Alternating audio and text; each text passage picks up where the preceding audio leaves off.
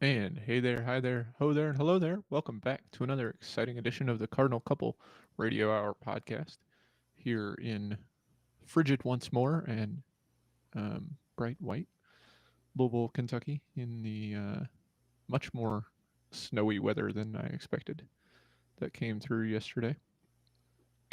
I am, as always, uh, at least of late, your host, Case Hoskins, and I am joined by three of our other co-hosts here. So, all things considered, a full house for us this week, which is exciting. We were Every, just every, everybody remarking not that. not everybody not out on injured reserve. How about that? Yeah, exactly. There we go. Yeah. Uh, unlike TCU women's basketball, we have not gone to the general student body for walk-ons. Uh, that's tough. That's a tough situation. Yeah, it is. For anybody unaware, TCU women's basketball is so hampered by injuries that they had to cancel two games. I guess one, maybe their Thursday night game, and then their Sunday game this weekend, because they just don't have enough players to field their team safely. I think that they probably have not quite 10 available, so you wouldn't want to be running seven players out there for um, probably like 28 minutes or more, maybe 34 minutes piece. So they did open tryouts yesterday and today for anybody can just go walk on to the basketball team. Everybody's dream, I think, but good luck to them going Yeah, forward. the snow really threw off my travel plans there, guys. Oh yeah, you had I was some. ready to go down there and shoot my shot, literally. Oh yeah, I gotcha. You would have had to shell out a hefty chunk of change to be a full time enrollee at TCU, I think, right? As an out of state student. Ah, man, details. I was just trying to live out my dream. Yeah, exactly. Um, for what that's worth, that's Daryl. Daryl, we have you for the second week in a row. Like we mentioned last week, already Yeah, picking out that wedding dress has helped us immensely with your schedule. yeah, we're checking off the things on the list, and the important things. I think right now we're just working on some food, and pretty much be over it pretty soon. It's not cheap. Yeah, there's it doesn't go away. Like I mean, once you get married, you're like, oh look, Right, paid still got for to the pay the giant expensive bills. thing, and then no, random things still just cost money in ways that you don't want them to. But in addition to Daryl, we've got Jeff here. You've heard him. Jeff, how was your week? I think that you braved the cold today. Did you go out in the 5 degree weather in shorts and sandals? I did. Yes. You did. Yeah. I went and got my morning coffee. It's a quarter mile away. It's not that far, and yeah, maybe half mile. And yeah, it's by the time I walk from the car to the door and from the door to the car, it's just I don't get that cold. So I'd rather be comfortable in the style of clothing I wear, and deal with a little bit of cold as I walk from place to place. But inside, I mean, everything's fine inside. So what temperature do you keep your house at?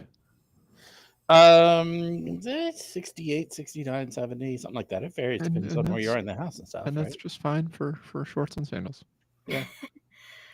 I will say my least favorite part of winter is just the layers and just like Yeah. Randy on Christmas Story, like I can't put my Yeah. arms down. Yeah. Just hate that feeling. That's That's been what me the this last couple days. that's what this all started with because I have always hated wearing a coat or a jacket or something while I'm driving. Oh Because yeah. it's bulky and just gets in the way. And so like I realized that by the time I'd have the jacket or coat off in the car, and when I got out of the car, if I was walking in someplace, I'd walk towards the door. And by the time I was able to put my coat on or whatever, I was inside the place. It was like it doesn't make sense. So Yeah, yeah, a couple of well, actually, I think I went in.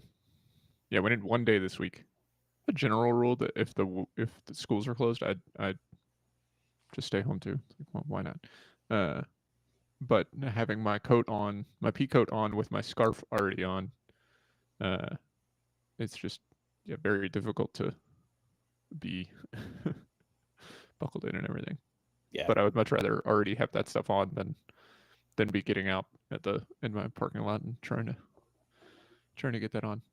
Yeah, of course, I'm not going into an office where I'm parking, 200 yards from the door or whatever. I work from home, so I'm never that far away from the warmth. So At home we are sometimes far away from the warmth. We have our night setback is 62, so we let it get down to cool whenever we're yeah, asleep. But we have a remote temperature sensor that our furnace runs on in our master bedroom, which is over crawl space, and has 3 out of 4 exterior walls, and constantly have to deal with notifications from Nest saying, "Hey, are you sure your temperature sensor's in a good spot?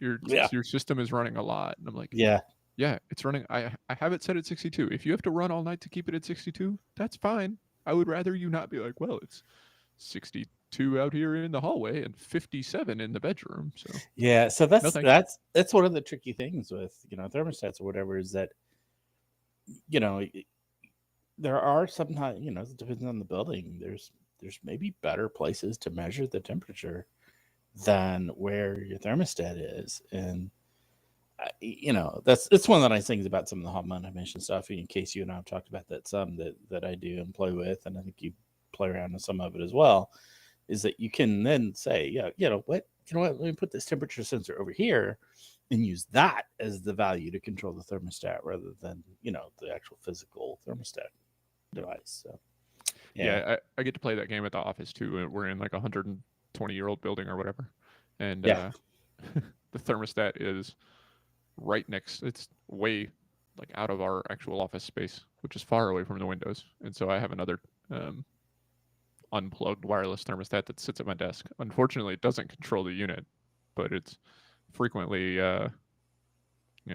5 to 7 in the summer. Sometimes it can be up to 10-degree temperature difference yeah, yeah, at my desk compared to the thermostat, and the yeah, unit usually can't keep up with what the thermostat is set at anyway. So yeah. it's like, this is great. We're having a good time. Yeah, and notionally, you could do stuff like I have a temperature sensor right next, like on my nightstand, and use that to control the temperature at night, and have one out near my work area to control the temperature during the day. Maybe play games like that. All kinds of cool stuff. This is why I get excited about home automation stuff. But anyway, Now that we've potentially bored Jared to sleep, yeah. let's check in with Jared, see how his week has gone in the cold. Jared, did your Tuesday was it as bad as you expected when we talked at the game on Monday or Sunday, I should say? Yeah, I mean, I've been working overtime nonstop, but just about every day, including a couple extra hours yesterday. I was like, oh joy, nothing like extra overtime work, but I could use the overtime pay when we had to call a plumber last week for a couple valves that went bad in a sink. So it all works out in the end, right, on that one. Yeah, it's as long as you're getting paid for the overtime. Working the overtime is it's not ideal, but it is at least reconcilable Yeah. in your brain, I guess. Yeah, it's one of the I guess the benefits of being considered non-exempt. Mm-hmm. It's a good time, but we've talked about Jared's work schedule. We've talked about my and Jeff's temperature sensor schedules. Daryl's wedding planning schedule. So, Jared, why don't you take us through the Louisville women's athletics schedules for the next week?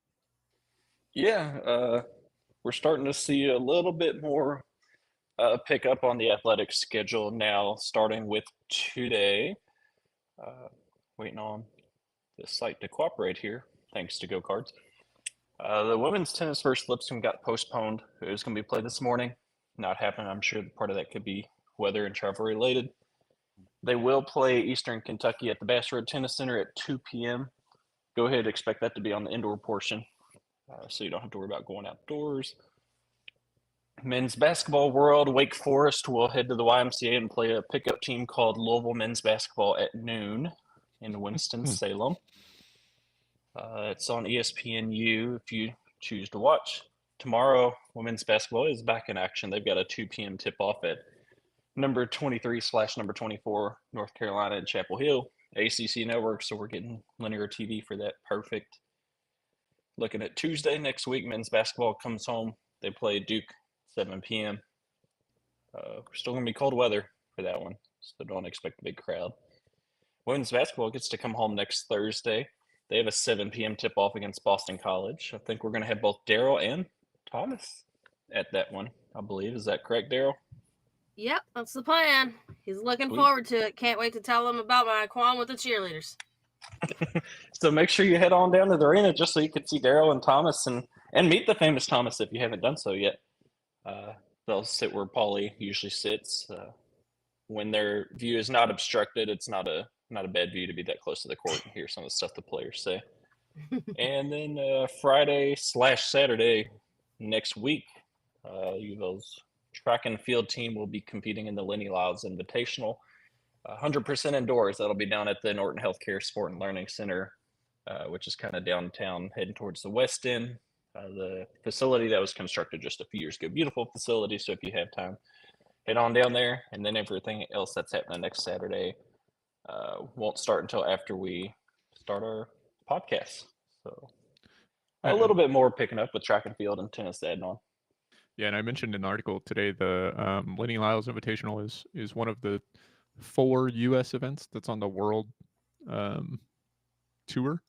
So you'll see a lot of, it's usually why we see them when we look at the results and get confused, a lot of unaffiliated athletes or non-university athletes that'll be participating in that one. So it should be I exciting believe, what was it, a couple years ago was Tyreek Hill for the Dolphins down there at Lenny Lyles competing in something or another. Mm-hmm. Yeah, so that gets us through the schedule. Got a big one against North Carolina tomorrow, like Jared mentioned. We'll talk more about what's going on with that game a little bit later, but let's look back at the week that was for UofL women's basketball. They were 2-0 this week, now standing 5-0 in the ACC. There was a little bit of hiccup, I guess, in reading the box score record.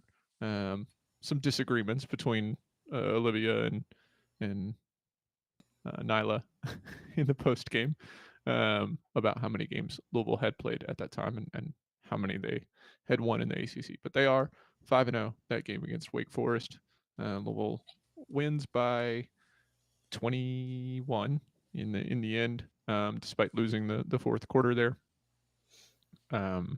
If that's our version of ACC women's basketball drama and chaos, I can take that.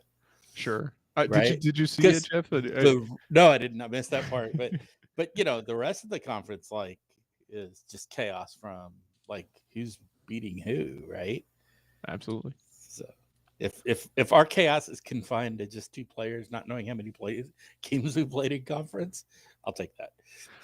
I will say that it was a result of an somewhat awkwardly worded question about their win streak and then their record in the ACC. Okay.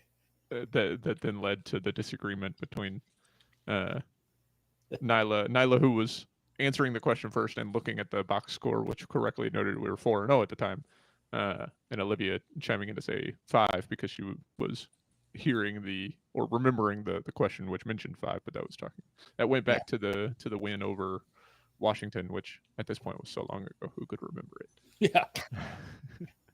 That's before Christmas, man. Yeah, It's before ACC play. It doesn't even matter at this point. That win, like I mentioned, over Wake Forest, Louisville thoroughly in control after the second quarter. The first quarter, Jeff Walls mentioned it in postgame a few times. He's happy to leave someone open when the scouting report says, let them shoot. Especially if they make the first one. He's always happy to see that, because if you leave them open, they can't shoot, and they make the first one, then they're just going to keep shooting. And the odds of them missing after that goes up. Unfortunately for Louisville, they were leaving the players open that the scouting report told them not to. in that first quarter. Led 20-0 or 20-19, sorry, after the first quarter. Went on a big run there in the second to take a 26-8 victory in that quarter, and really just blew the game wide open. Led by 19 at the half, and that's pretty much all she wrote. Fourth quarter, there was an interesting lineup that Louisville saw. Jeff Walls didn't seem too concerned about ultimately losing that fourth quarter because of some weird quirks and getting players good minutes to try and iron out some of those issues. But Daryl, you were sitting next to me there, right next to the stanchion where we're blocked from view of roughly 1/4 of the basketball court. What was your take on this one?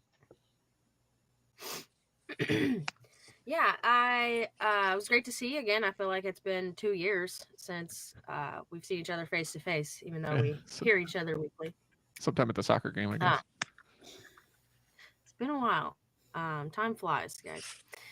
But yeah, it was another conference win, which we love to get. And then we had how many players? 1, 2, 3, 4, 6 players in double-digit scoring. I just feel like this squad is really starting to come together and find their rhythm.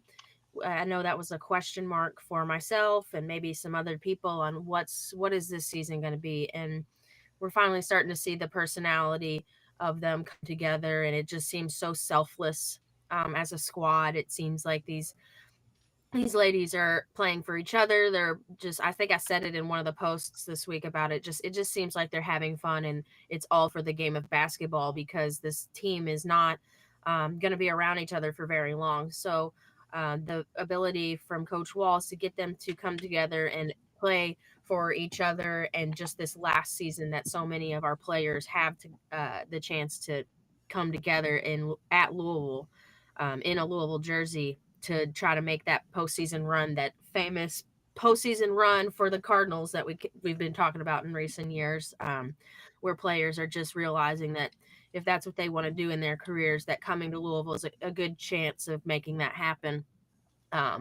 So these players they're playing for each other. They're efficient. Nyla Harris had a great game against Wake Forest. And it's just fun to watch. There's so much smiling going on by the players. Coach Wall stays serious the whole time until it's 0-0, but I know he's enjoying himself and this group. Yeah, Jared, you were in attendance as well, and in the post game presser.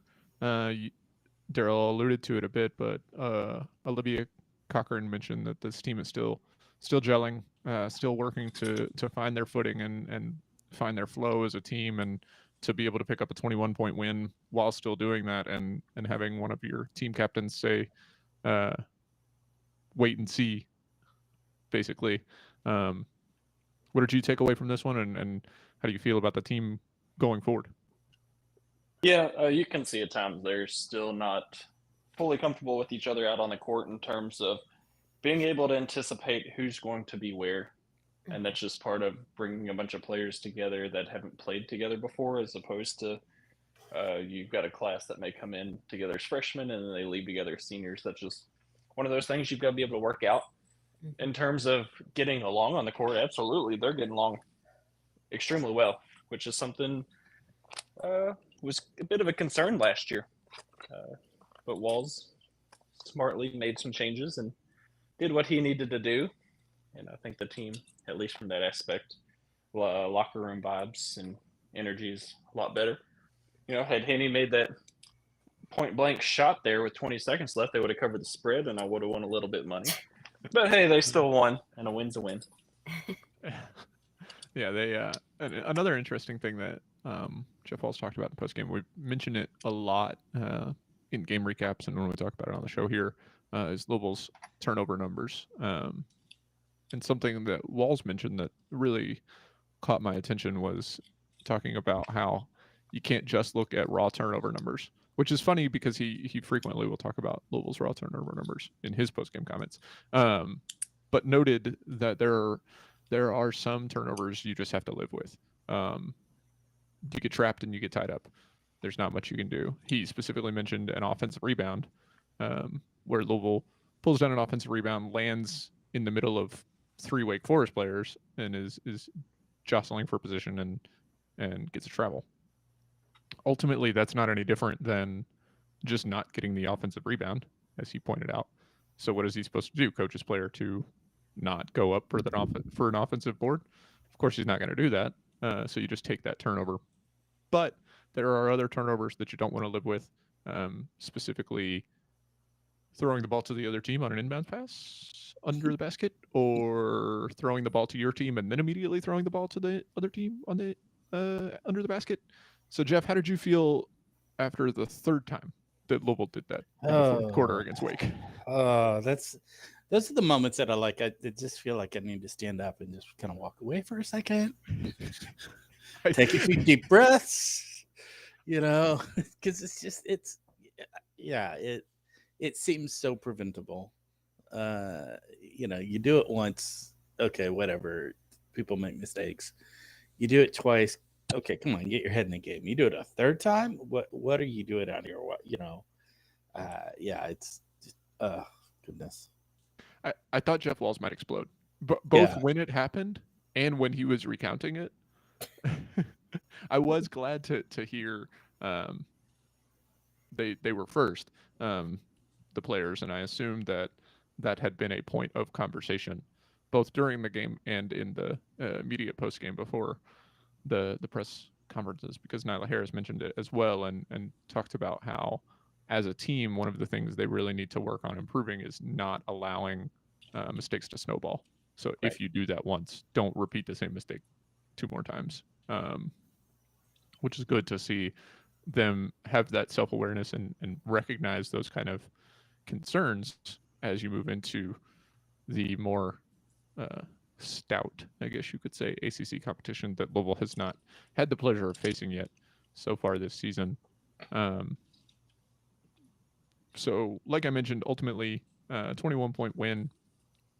Lexia Mobley and Henny Van Schaik got 9 and 6 minutes all in the fourth quarter collectively there. So those were the only 2 players that saw the floor that got fewer than double-digit minutes, which I think is fantastic to be able to, as we talked about with players needing more time to get to know each other and get over some of the hiccups of kind of creating a new team from scratch. When you get the opportunities in ACC play against a team like Wake Forest, who is not doing very well but is refused to give up, they played hard for the entire game. So to get a lot of experience for all your players in those minutes and in games like that can prove very valuable down the line if you've got somebody that needs to go out for foul trouble or a minor injury. You can feel like there's less to fall off from. So despite the unfortunate fourth quarter, Louisville moves on to take on Clemson on Thursday night, which saw somewhat of a similar pattern in that game. We've seen it now 3 times in the last 3 times, I guess, out of 5 ACC games, and 1 time where it was completely inverted, where Louisville played okay for 3 quarters and then just beat the brakes off of Pitt in the fourth quarter. But against Clemson, Louisville had a kind of a similar outcome where they had 1 quarter, the second, they only won by 2 points, and then the fourth, they ended up losing by 8 points in that quarter, but ultimately still won by 17. Not going away because Clemson was bringing them back, but a 26-point first quarter, doubling up Clemson in that quarter, and then 10-point victory in the third, 19-9. Louisville ultimately comes out ahead, 81-64. Shockingly close to the final score against Wake Forest, which was 83-62. I didn't get the chance to watch this one on Thursday. So if someone else wants to talk about what they saw from the Cards against Clemson, feel free to take it away. Yeah, I'll start with that since I covered it pre-game and post-game. Um, packed house down in Clemson, absolutely packed. Could hear every single person in there. Just kidding. I don't know. Did anyone else get 868 listed. Did anyone else get eyeballs on this, guys? Yeah, I watched most of it. The entire broadcast, there was about 4 or 5 students behind the Oh, commentators, goodness. and you could hear every single bro word they said. Yeah, they were all bros. I was just like, can you stand somewhere else? I'm tired of hearing your Yeah, conversation. move that crowd mic to someplace else. Yeah, Yeah. it was the commentators' mics, I'm pretty sure. It was so empty in there Yeah, that you could literally hear every voice around them. yeah, it might have been. They frequently they'll have like an extra mic just to kind of pick up ambient Yeah. crowd noise. So, and sometimes that gets placed poorly. So it might have been that, but Yeah, one of the guys yelling, "Call a foul!" Like, come on.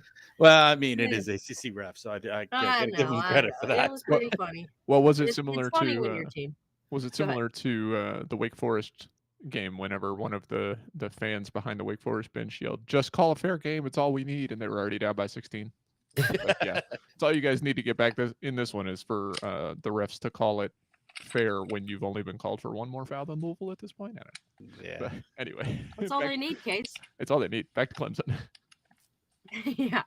So, yeah, first quarter on this one, I mean, the Cards are shooting absolutely lights out. It was 70%, guys. I mean, it acted like it was just another day. I'm trying to remember if there was someone in particular that stood out. I really don't think there was because of like we've been talking about. Everybody on this team is contributing. The contributions are spread out. Um, but what stands out to me from that game overall was the performance by Jada Curry. I mean, it was a career night for her. I think she just tied her career with 19 points, and just that smile.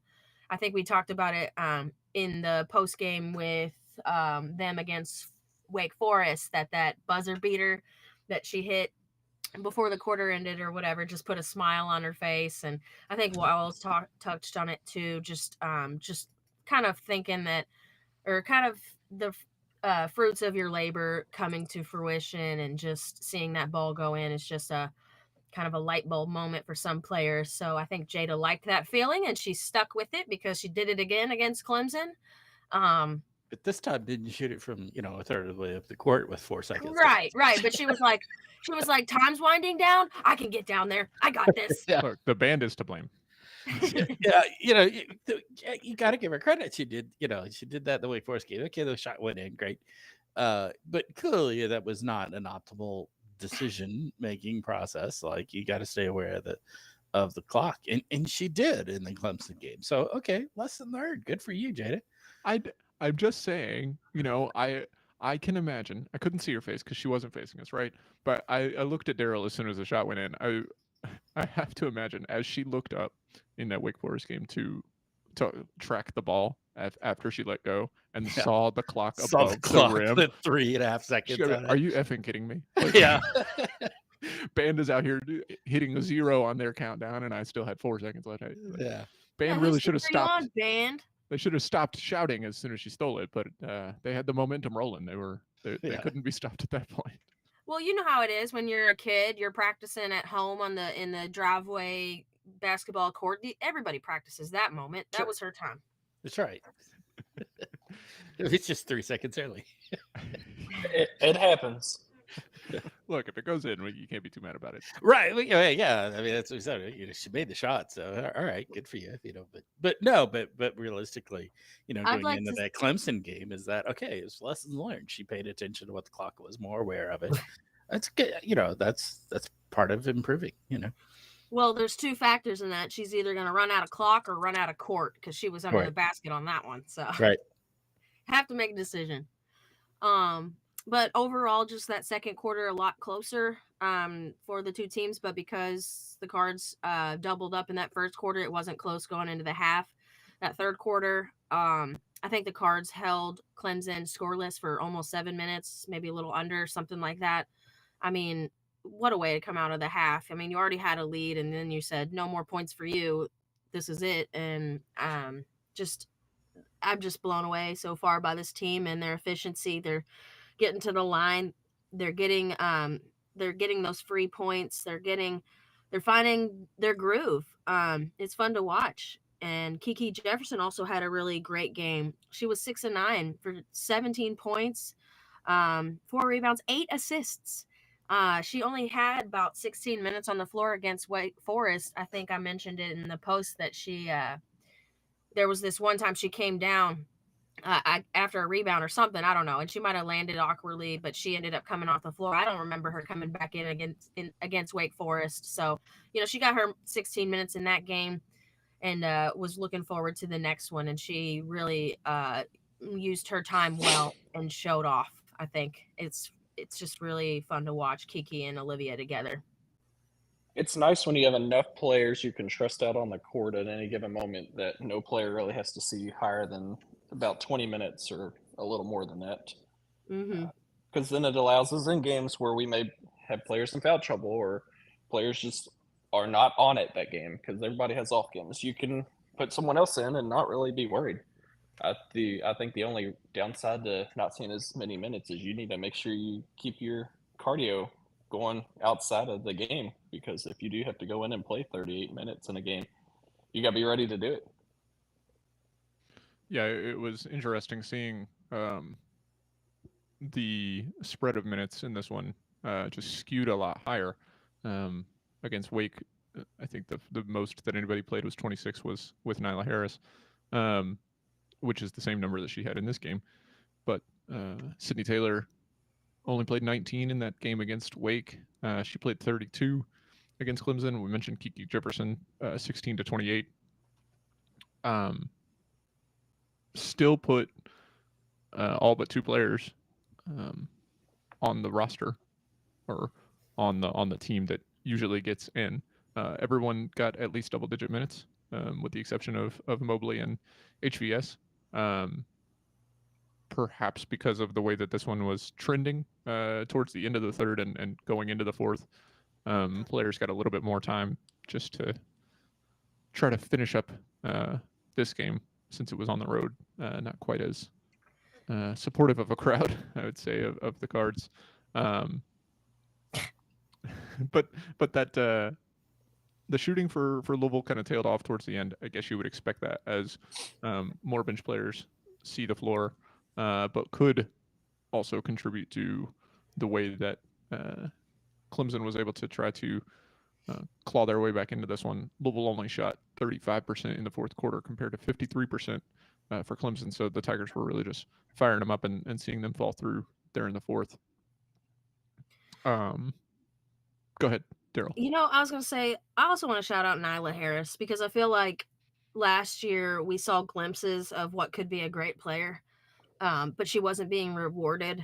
May it be she just wasn't strong enough. I think about her last year and her it was like simple things like bunnies, layups that weren't going in for her, and how frustrating that must be.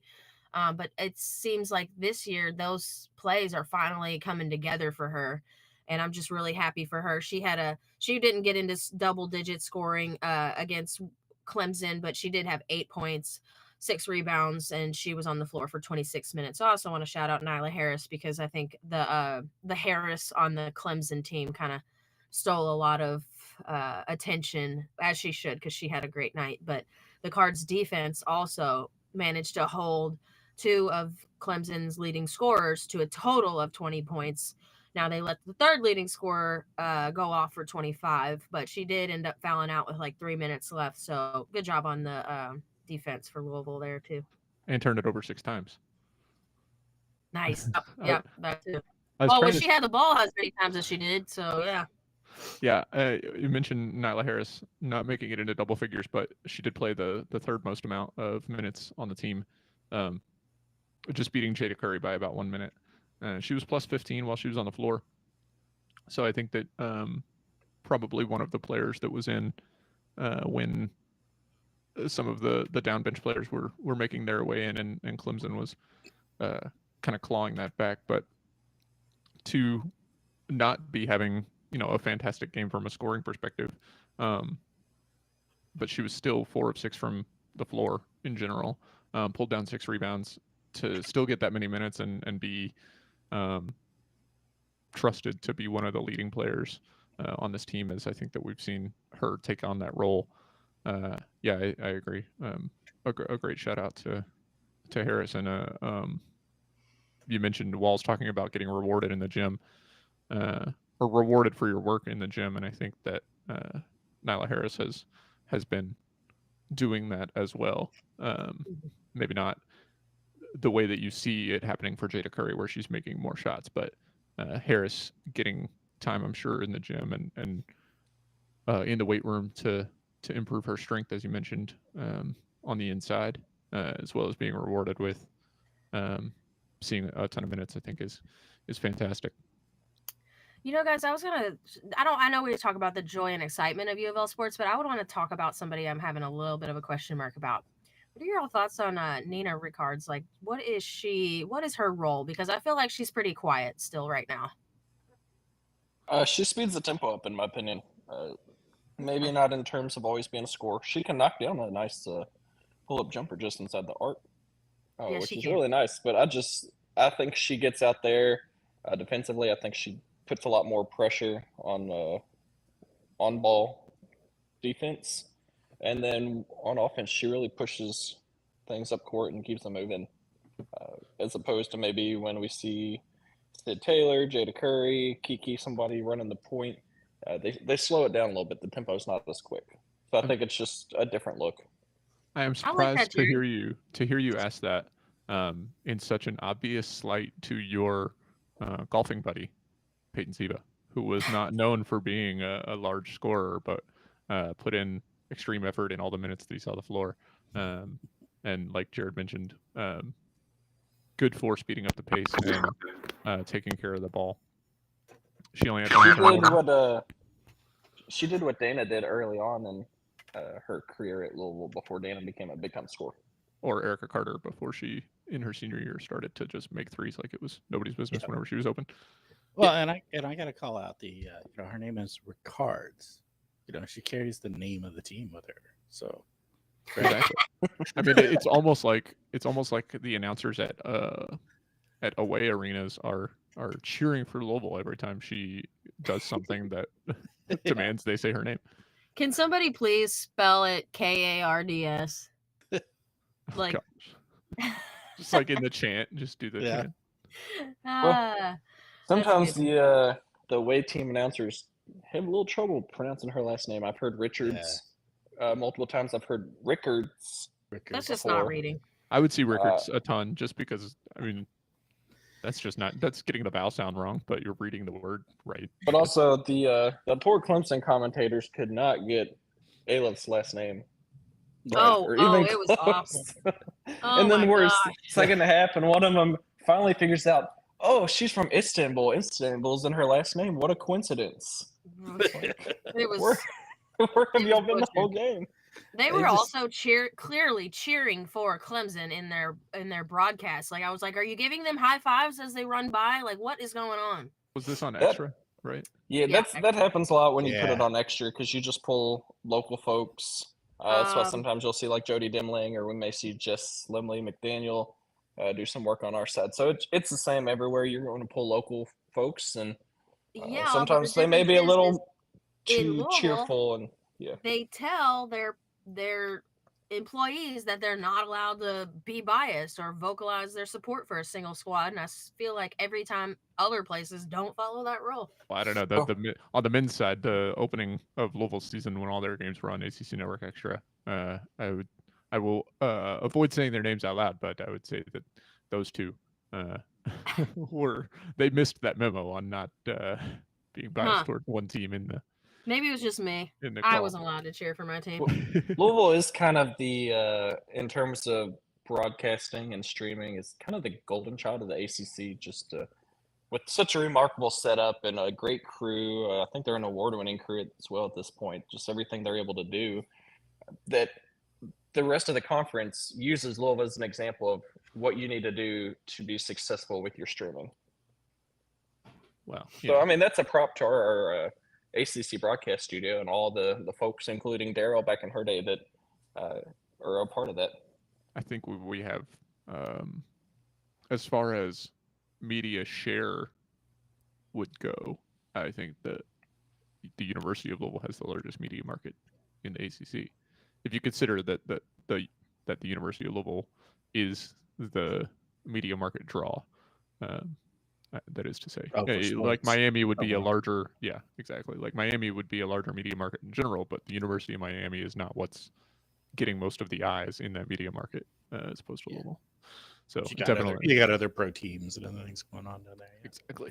exactly. Definitely helps the facilities to be able to do that. And then Boston, you've got 200 Yeah. colleges and universities in a 50-mile radius up there or something like that. It really is the number. The number is really that big. It is crazy the number that are there. Absolutely. It's why I toured MIT and they were talking about you can cross enroll in named a couple of other schools because the campuses are it's like a 10-minute walk. Yeah, they're almost adjoining. Yeah, you got Boston University, Boston College, MIT, Harvard.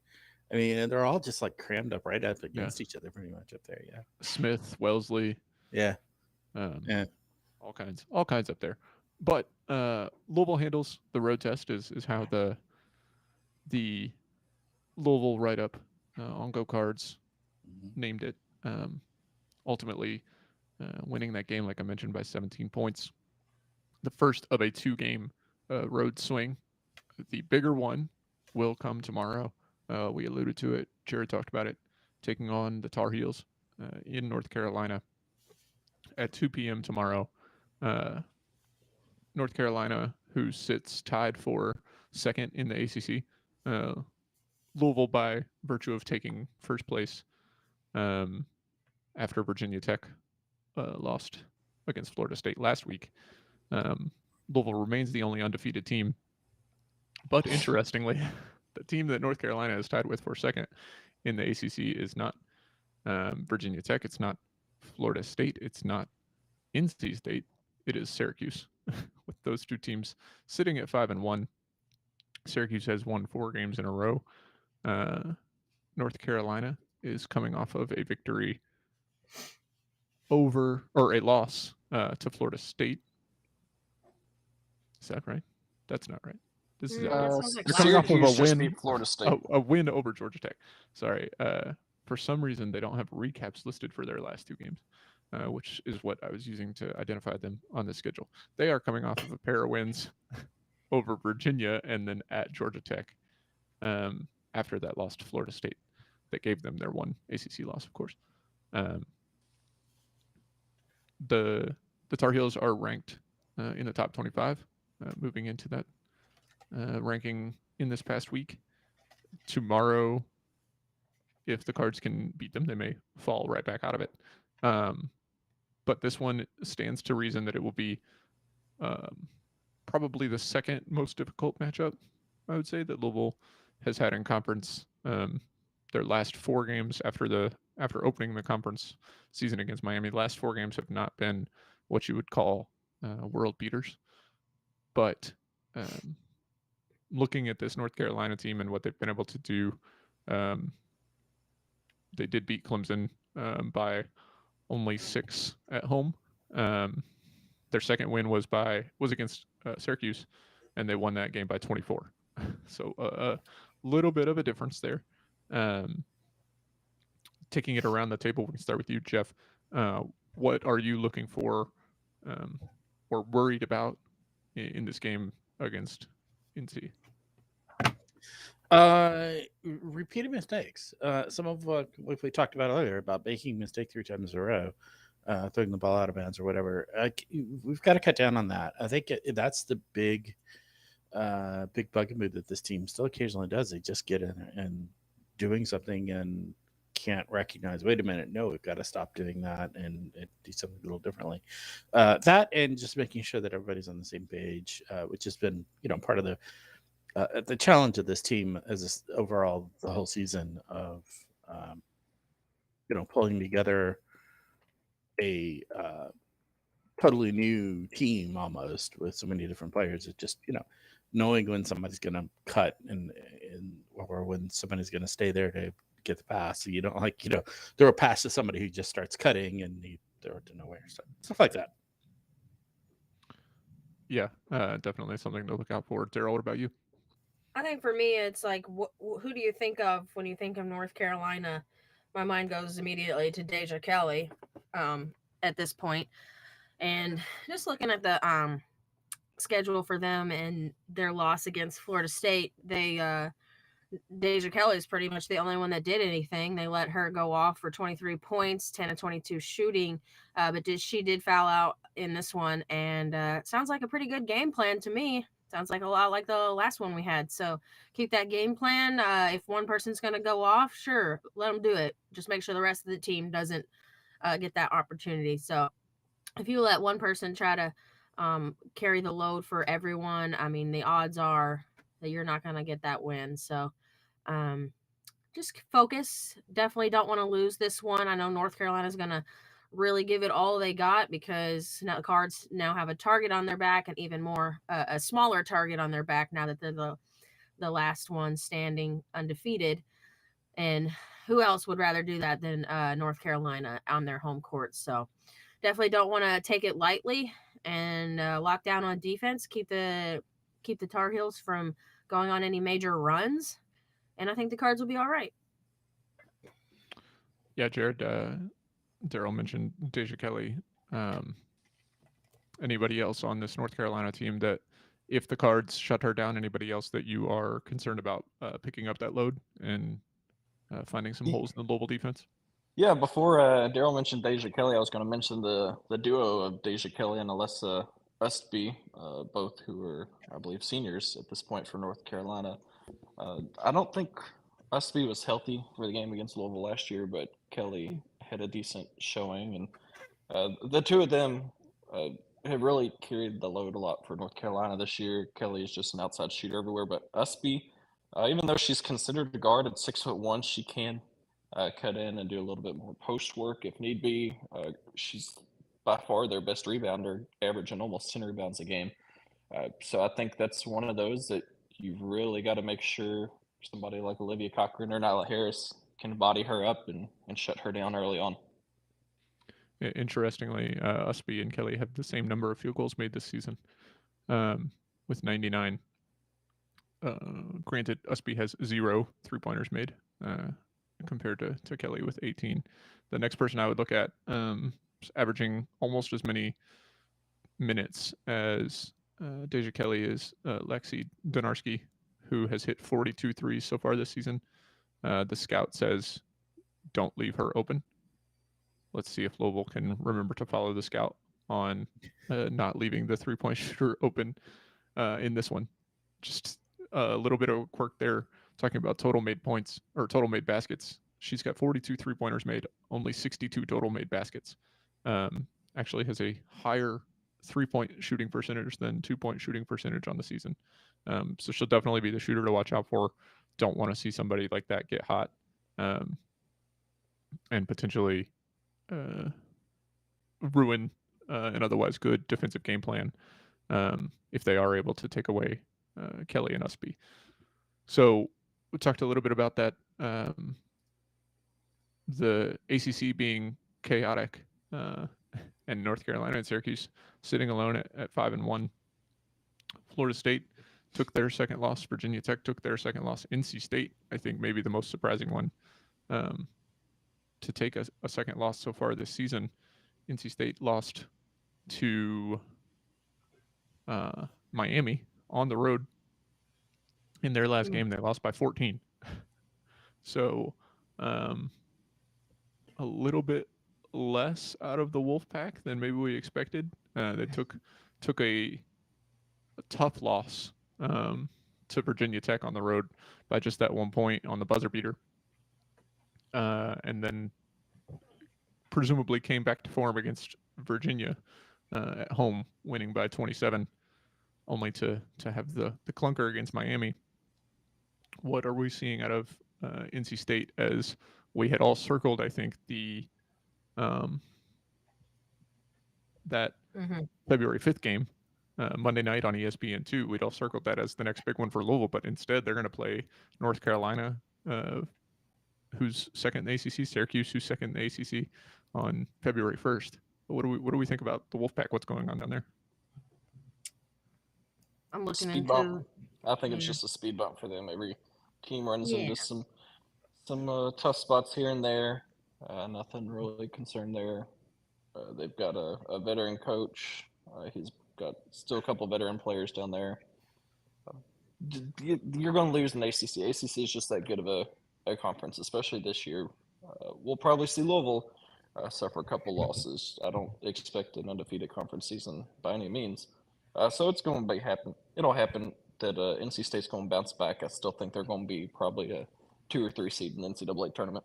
Yeah, I think even Jeff Wells made a comment one of the post games. I think it was where he expects the team that wins the ACC to probably be like 4 losses, right? It's just what the ACC is right now, Mhm. and that you've got a bunch of really good teams that are kind of beating each other up. So I don't see a loss like that and go, oh my God, this team's all of a sudden terrible. Although sometimes you might look at a team. I look at Miami now after several games where they've played very closely. Maybe their record doesn't necessarily reflect how good they really kind of are. So, some of those trap teams to watch out for, particularly when it comes NCAA tournament time. Like, Yeah, don't forget Miami went to an Elite Eight last year and upset Indiana at Indiana. Like if I'm a team out there that's preparing for, let's fast forward a little bit, preparing for the NCAA. And see, you've got Miami in your way. I'm going to be a little nervous about that. Yeah, I think the rumors of Miami's demise were greatly exaggerated. Right. I think a lot of people saw the large, what they perceived to be the large loss because it was a large media loss of the Cavender twins. But this Miami team still very good. They opened the ACC season with that loss to Louisville, but it was only by 5 at home. Fought hard. And then they had some weird games, right? They lose on the road at Boston College. They lose to Virginia Tech, which at the time we thought was maybe not that bad, even though it was a large loss on the road at Notre Dame. So on the road, maybe not their strength. Their only 2 conference wins so far this season are at home. But that second one being a 14-point win over NC State is big. So they could definitely sneak up on some people. Virginia Tech, I think, was an interesting one to lose their second game badly to Duke by 14 or 17, I should say. But in the end, like you mentioned, Jeff Walls said that people are they're gonna lose games in the ACC. The players mentioned it too in their post game that this is the best conference in the country, and it's something that Olivia Cochran said she's trying to instill or impart to all of the newcomers that you weren't playing in the ACC last year. Most of their freshmen or all their freshmen and most of their transfers. So it's a different beast, and you can't take any nights off. And you see all these teams that we expected to be fighting right at the top and might still be fighting right at the top at the end of the season in the ACC with multiple losses. You just can't take a night off against anybody, or somebody might jump up and get you. So with that said, we'll look forward to Louisville hopefully not getting jumped up and got tomorrow against UNC. Like I mentioned, that one is on ACC Network at 2 p.m. Moving outside of basketball, Jeff, we had some big news yesterday on the volleyball side with the official announcement of the commitment of. Let me see if I can say her name right. Oh, yeah. I don't think they have a pronunciation guide up yet, which is unfortunate. But where did the Sam Untight? Yes. It fell off the. So not so much. Yeah, a bunch of articles and it fell off the front page. Yeah, not so much commitment. Actually, that she is on campus. She has joined the team already here in January, as have several of the players that are coming in for ostensibly for the next year. We have Nayelis Cabello and Ava Utterbach are also on campus already and have joined the team and are practicing for spring and are in the spring play. The only player we're going to be having coming in and joining us in the fall that is not joined us yet is Peyton Peterson. Gatorade Player of the Year out of Iowa. And that's because she's playing basketball. So she's going to finish her basketball season up first, I think, and finish out the high school year there. Probably join May or June. Will be arriving on campus. So yeah, 3 of the 4 incoming freshmen are on campus. Sam Untied is the most recent announcement, but Nayela Scabello and Ava Utterback are also here as well. So yeah, Is it the D or the T that is silent? I don't know. We'll find out. I'm like you. I'm just kind of reading it and trying to do my best. I will, the first time I meet her, I will ask her for sure how to pronounce the name just to make sure that I'm getting it correct. So Yeah. It looks like, I wrote about it in an article today, it looks like Louisville's run, barring, we don't know what freshmen are going to come in for the 2025 season, but they would have an uphill battle against the people that will be in yeah, the room already. Looks like we've Louisville's got some local libero verbal run is going to end. Yeah, we got some good verbal commits for 2025 as well. So, But yeah. it looks like Louisville's local libero run is going to come to an end. That started Probably. when Molly Sauer took over. Yeah. Who did you take over from? McVeigh. Yeah. Okay. I was looking at that this morning just to Yeah. be sure. The only way that I knew it was Trying to McVeigh think is how far because she back was you go. listed as the only libero on the roster in that 2014 season. Yeah. Yeah. So that was 2015 if she took over before McVeigh graduated, or 2016 if it was that next year, but mid 2010. So it'll be almost a 10-year run after Scott graduates. Yeah, I'm trying to think. Even before there was, that was even an aberration because even before that, we had a bunch of local ones. We had it was a transfer stopgap, right? She came from Mississippi. Yeah, she transferred in. Then she also transferred out and went to play beach at LSU for a semester. But who could blame you?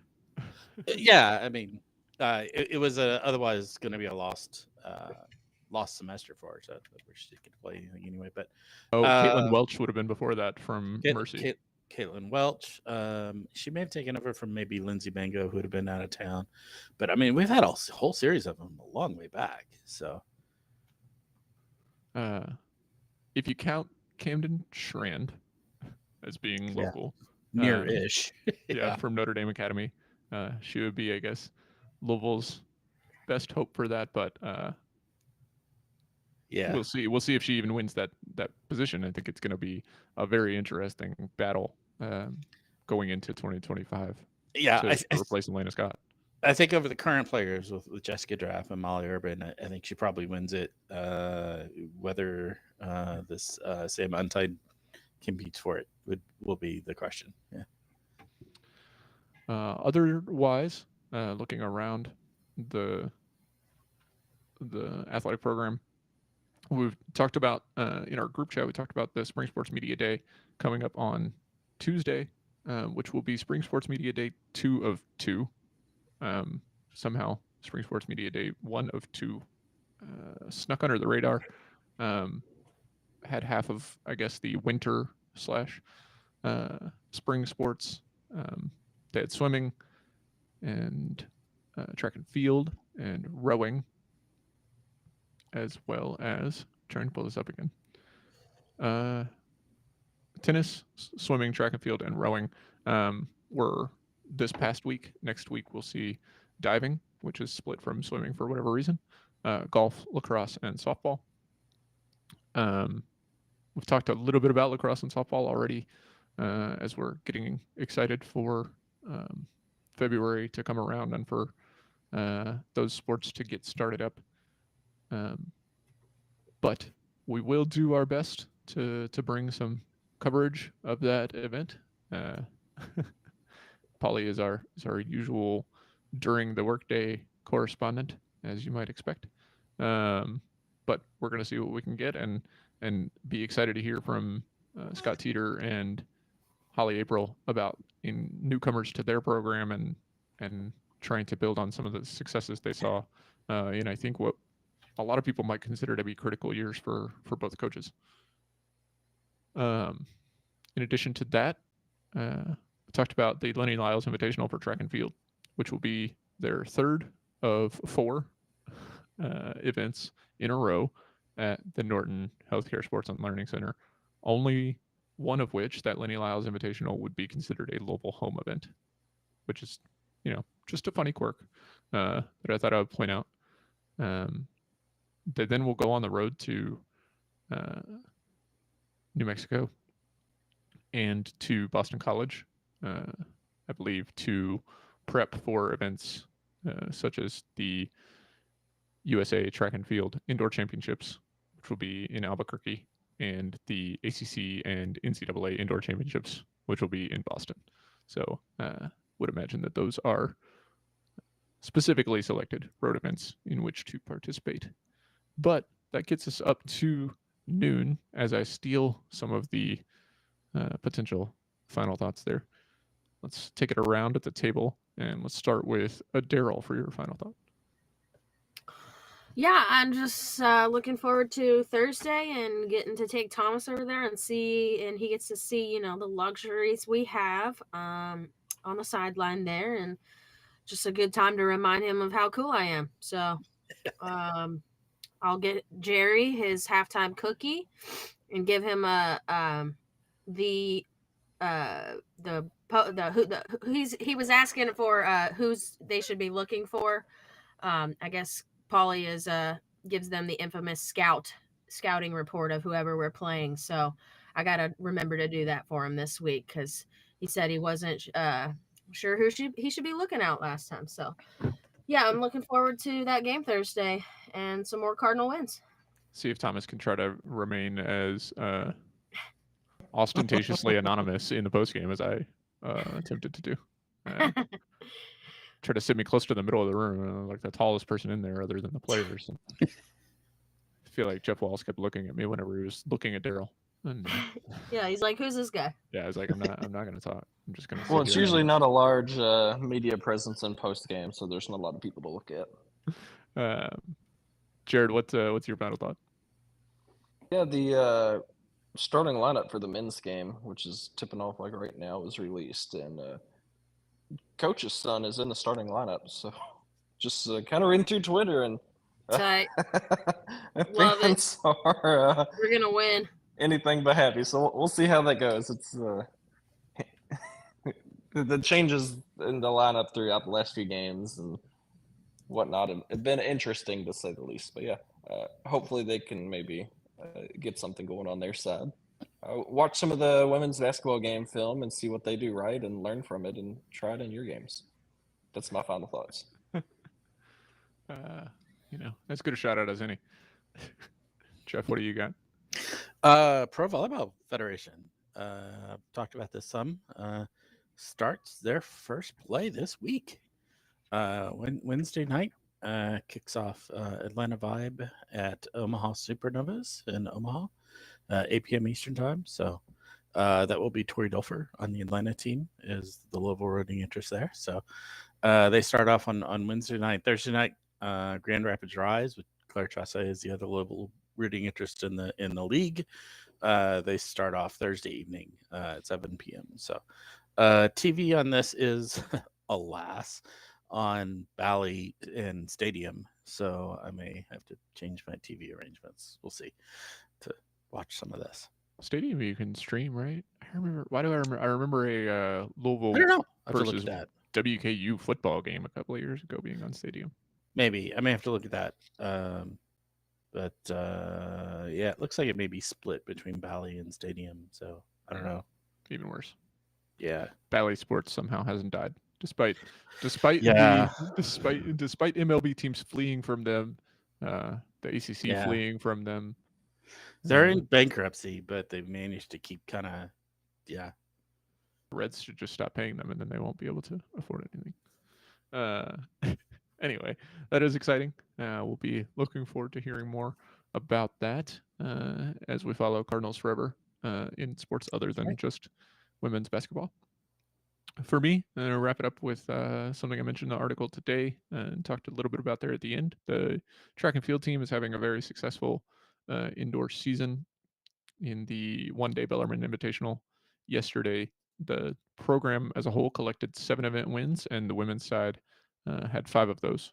So very impressive there, following a good week last week, which saw Jaden Ulrich be named the ACC Women's Field Athlete of the Week, with a shot put throw that sits at best in the conference. Louisville didn't participate in the shot put this week, which I thought was interesting, but just taking that week off ahead of the Lenny Lyles Invitational next week, I presume. But good to see them continuing to perform very well. Track and field is something we've seen a lot of individual success out of, and like to see that continue. And we'll hope for some NCAA and potential, or ACC and potentially NCAA hardware towards the end of this indoor season over the next month. As that gets us wrapped up for this week's show, we'll look forward to seeing you all again next week. And until then, go Cards.